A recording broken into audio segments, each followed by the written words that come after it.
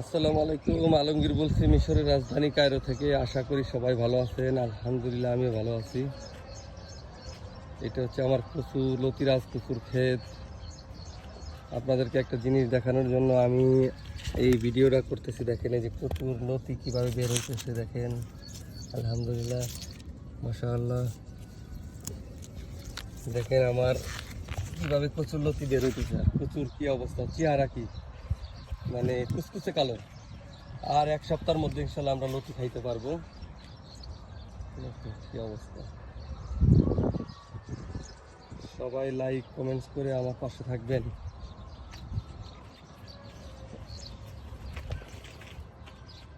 দেখেন যে প্রচুর লতি কি মোটা মোটা, মাশাআল্লাহ।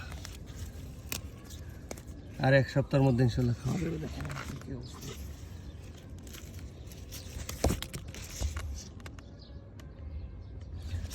অনেকেই কচু শাক খুঁজেন, কিন্তু কচু শাক তো আসলেই চাইলেই দেওয়া যায় না, কারণ কচু শাক কাটলেই গাছের ক্ষতি হবে।